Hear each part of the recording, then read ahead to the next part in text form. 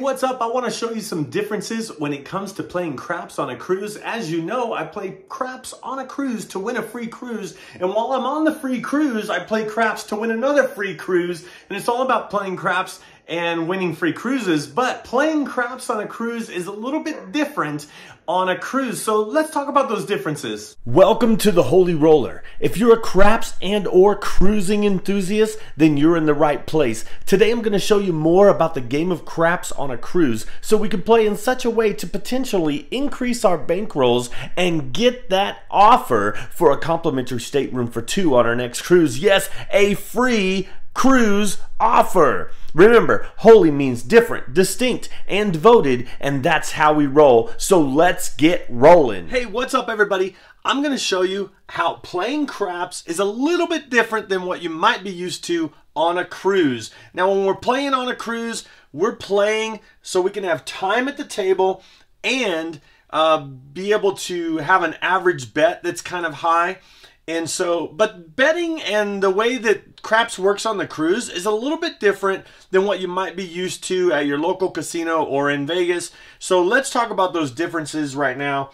First off, the $10 minimum. Most tables are going to have a $10 minimum on a Royal Caribbean cruise. And that's how I get free cruises when I play craps on the cruise with Royal Caribbean. So, the $10 pass line bet, $10 minimum here is going to be $10 in odds, single odds, no matter the number. Some places, some other casinos, it differs on how much, depending on if it's a 4 or 10 or a 5 or a 9 or a 6 or an 8, based on the odds that you could put behind. Now, on a cruise with Royal Caribbean, $10 is $10. You could just do single odds on all the numbers. Now, you might say, man, that's messed up. I want to do more odds. If you add 15, then you're able to do a different amount on the different numbers. And so, for instance, if you have 15 on a 5 or 9, then you'll be able to put 20 behind. Okay, 20 behind on a 15, so you'd have to actually have that contract bet a little bit higher. If it's not, again, it's just 10 and 10 single odds. Now, if you go up to $25 instead of 10 and 10, you'll be able to go to $50 on the 4 and 10, and so that's a good one there. If you had 25, I think you'd be able to go to 40 with the 5 and 9, and then the 6 and 8. I think you can do the same thing with the 6 and 8, where you can have the double odds for 25. So in other words, on the cruise, the way it works is if you're going to put more at risk, you could put more at the odds. If you're going to play the minimum, then it's just single odds right there. All right, so that's a little bit on the odds. And that's probably one of the biggest things when people come and play, and they'll do their odds here, and then they want to do, you know, the 2, 3, 4 times odds, and so they try to do this, and they're like, no, you can't do that. And then even if you do it and they don't see it, say you had 15 and 10 and they didn't see it, when it's time for them to pay, they're going to take this, they're going to throw it back, and they're going to pay it right here like that. And so they'll throw it back to you, and they're just going to pay. Even if it laid here and they didn't see it, they're not going to pay that. So don't get angry. Just know that that's the way it's going to be there.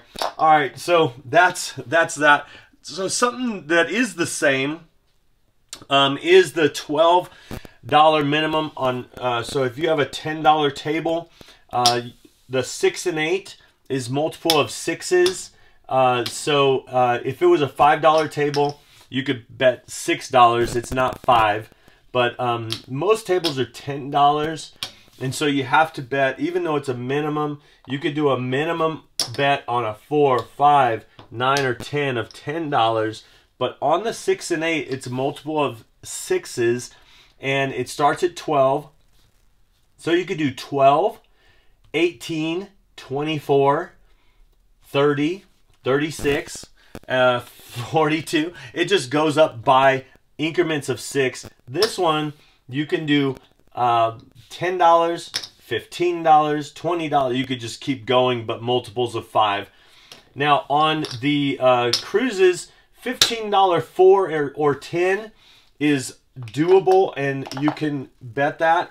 But once you go to excuse me, once you go to $20, then it's an automatic buy where they're going to ask for $1, and so then it goes here and it's a $1, and so you might as well just take it to 25 if you're going to pay that extra dollar for the VIG or the percentage, the 5% fee. So that is 25, and then that pays 49, or sorry, yeah, 49. So you give them $1 when that pays, and so this would pay out the 50 for 1, and that just pretty much puts that back every time when it's up. All right, and then of course if you do the 50, then you're gonna have to pay $2 for 50, and then 50 would pay 100, and then you would pay $2 again to make, so 98 pretty much the way I think about it. All right, so there's that. I hope all that makes sense with the, that's pretty similar.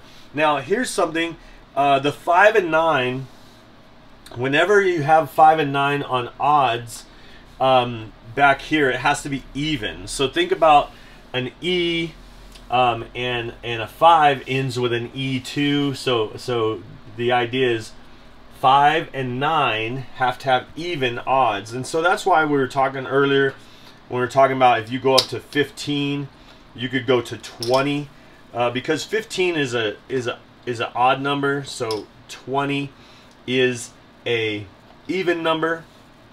You can do 16 because that's an even number as well. So if you have 15, you could do 16, but you can't do 15 and 15 if it's a 5 or a 9 is the point. So it's something interesting. A lot of people don't know. That's been the same in the casino, just as on the cruise. But let's talk about something that is different on a cruise. No improper bets. So sometimes in the casino, you could put down a $10 and they're going to pay you. They're just going to pay you for, and you're going to lose money because they're not going to pay you full for it. And that's why the full odds. That's why you add those extra 2 so you get paid proper. And so sometimes people will place an improper 6, and then when they get paid, then they'll make it proper. Well, on a cruise, they do not let you do any improper bets. So what that means is, when we talked about the 5, so obviously you can't do that. You know, it has to be a multiple of 6 no matter what. But there's a one bet is a $36, which is really nice on a 5 and 9. If you do $36, you know, 36 pays 49 or $50,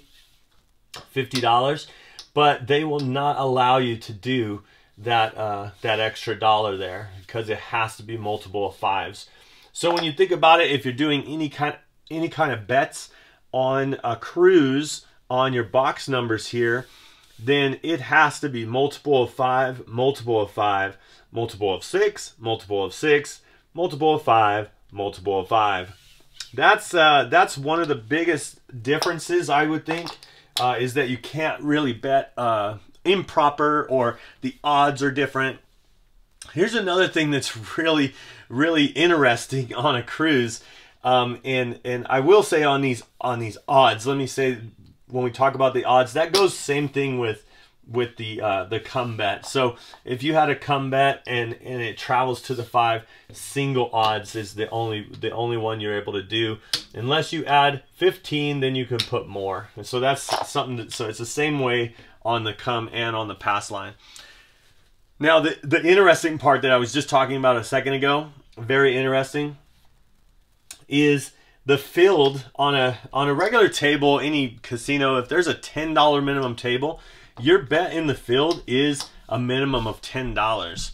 Now, what's very interesting about that is in the at the casino on the cruise in Royal Caribbean, the minimum bet in the field is $1, which is, I mean, I can't imagine. I mean, sometimes I'll get like I'll have like a $12, like I'll have a $12 6, and then it will pay 14, you know, and I'm like, put up the 8, you know, and so I have them put up the 8, and I have this extra $2, and I might put it on the hard ways like that. Sometimes if I'm trying to build to that 5, you know, like, or I have the 5, I will put $2 there and turn it into 4. I'll just let it ride until it's actually something to get to 10 where I could place it, you know, which is kind of funny. The other thing that's really interesting, if you ever do the Iron Cross strategy, most of the time on the Iron Cross, for it to be worth anything, you have to go up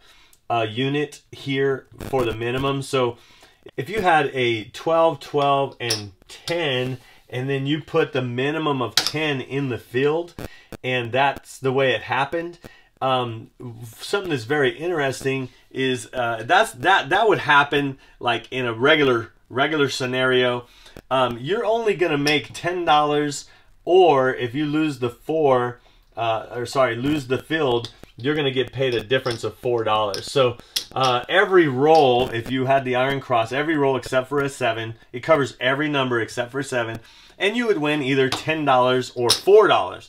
Now a lot of people are like, I don't want to just win $4 or $10. Like, I want to. So what they do is they bump this up a little bit more, and so they put more money at risk. Well, interesting, with the field being $5 or $1, you can put $5 in there, and so the difference on that would be either $5 or $9 that you would be winning, and you wouldn't have to have that much extra. So, I mean, that's something to think about.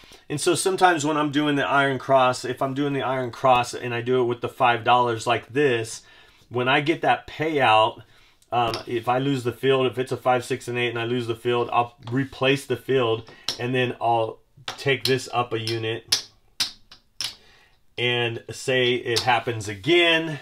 Sometimes I'll do $6 here, and if it wins and I win an extra 6, then I will just, you know, put the 5 in there and use this to bump this, and then put another 5, you know. And so that's the, you know, and then maybe it hits again, and then I win this, then I'll put the 5, and then once I do that with the earnings, that's when I'll jump this to 10, if that makes sense. So once the 6 and 8 are 18 and the 5 is 15, then that's when I'll jump this up to 10. But I usually do that with the casino money, not just pulling it out of my rack, you know. So the minimum of having the 12, 12, and 5 is putting $5 there. Makes a pretty good Iron Cross without putting too much at risk, because remember,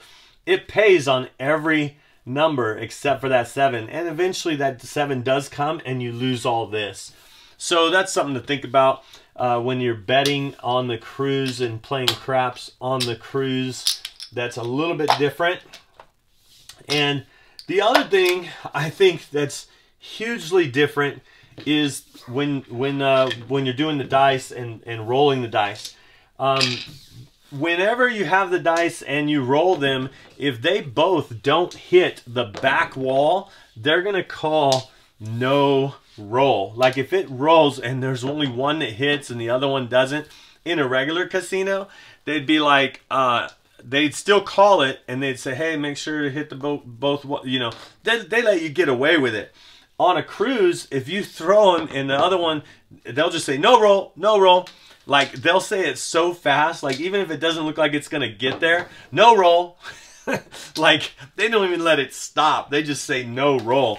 Now, I often see it happen like that, where the 7 shows up and they're like, no roll, and everybody's like, oh yeah, good no roll, good no roll. But then sometimes the point is 8, you know, and it rolls and it's an 8, or say it's a 5 and the 5 rolls, but it didn't hit the wall, and they're like, no roll, no roll. And everybody's like, oh, come on, because they would have won, you know, the one.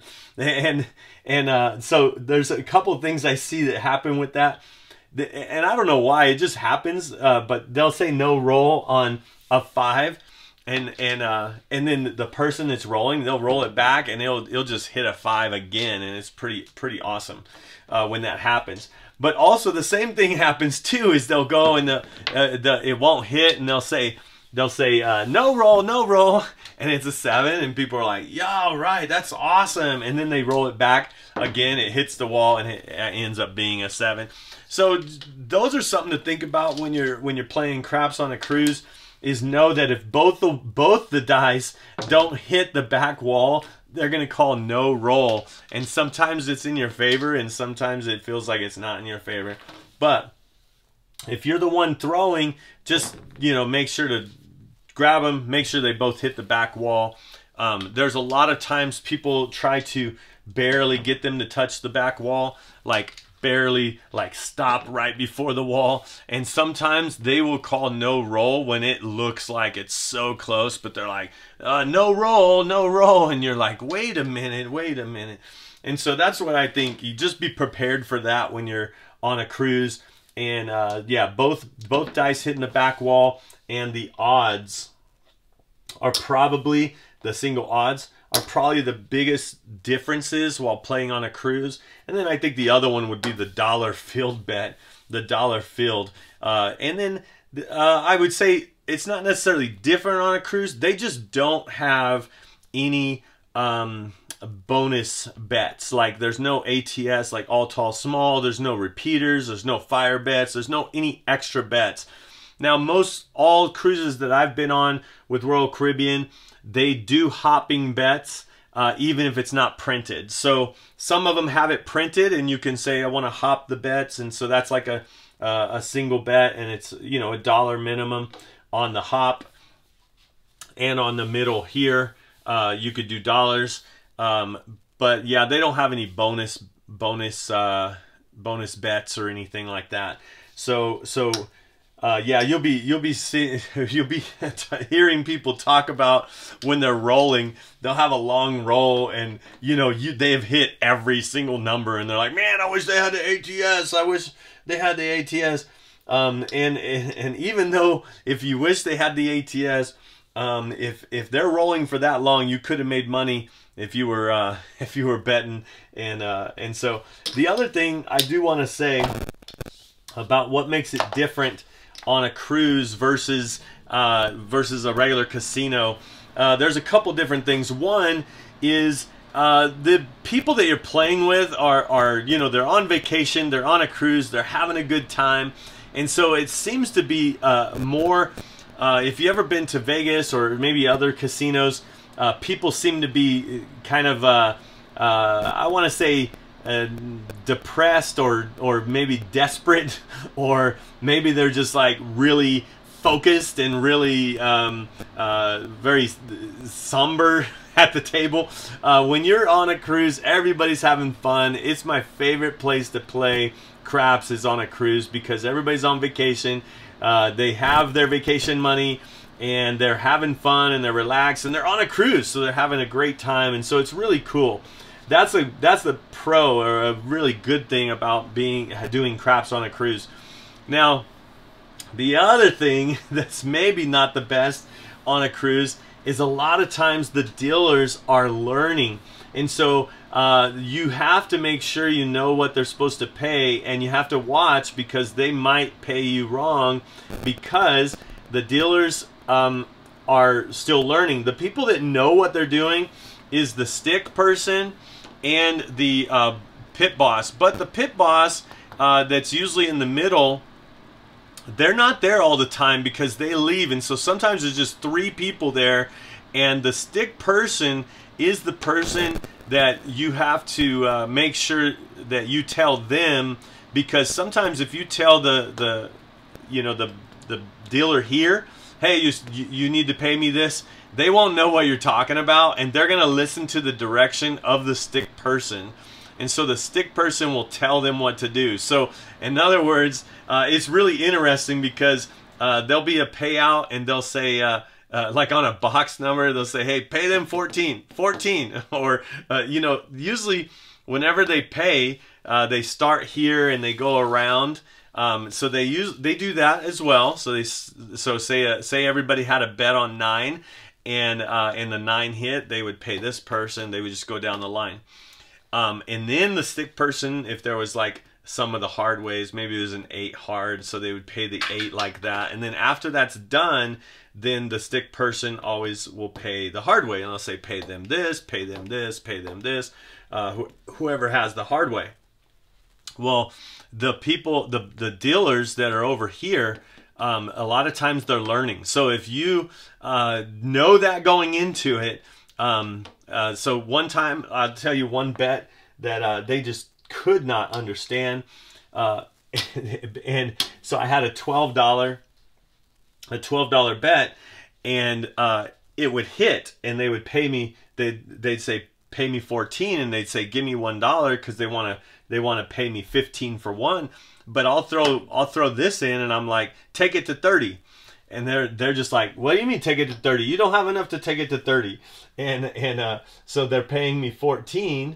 So they're paying me 14, and then I throw this in and say take me to 30, and they're like, you don't have enough. And I go, give me $1 change. And they're like, no, I'm not going to give you $1 change. And they push this back to me, and I'm like, just take it to 30. And then they go like this, and they're like, oh, okay. And then they take me to 30. So anyway, that's kind of a funny little thing. And so now I have a fun time with them. And but I could get frustrated because they don't know a lot of that. And so the best thing to do is, and when I do take it to 30, you know, and I say take it to 30, I'm telling them take my 6 to 30. And sometimes they don't think I have enough or whatever. But the best thing to do is whenever you're doing anything, just be very specific when you say, so if you have a $12, like, and you say you have a $12 6 and that's all you have, and then the 6 hits and they're gonna pay you 14, or they might say give me $1 and they're trying to pay you 15, and you can say put me up on the 8. They'll literally go like this, and then you'll have to say give me those $2, you know. And it's like, okay, and then you can put them on your hard ways or whatever. But yeah, sometimes, I mean, they know, but because you just said put it on the 8, they'll just go like that and put it on the 8. And then the stick person or the pit boss will say, hey, this is wrong, you know. So just be aware of that kind of stuff when you're on a cruise. That the dealers that are right here, they're learning, and there are some that are really good. But the stick, they won't rotate a person to the stick if they don't know. Like, so if this person doesn't know what they're doing, a lot of times they're not going to go to the stick. Sometimes they do, and you're like, oh no, this person is coming to the stick. And then if the table fills up, they'll pull that person off the stick. But know that that person will most likely not be put on stick if it's a busy table, but they may be learning on stick as well. And so if you're learning and they're learning and everybody's learning, it could be frustrating sometimes for seasoned dealers or seasoned crap players to have them seemingly being shorted or not being paid. There's many times where I'll place the bet on the 5 even though the point is 5 and everybody else is playing on the pass line. And so the point will come and it's like 0.5 and they win and they pay everybody, but they don't pay me. And I'm like, hey, can you pay me? A lot of times, one thing that'll happen too is you'll have a bet in the field, and they'll say a 5 comes or a 9 comes, sorry, and they'll pay everybody like this on the 9, but they'll forget to pay the field first. So then you're like, hey, and pay the field, you know, and pay the field, you know. So that's kind of funny. But, you know, just don't get frustrated. Have fun with it. Remember, you're playing craps on a cruise, on vacation, or at least, you know, having fun. And so don't be so uptight. Let them learn. And what's really cool is you betting and you giving them directions really helps them too.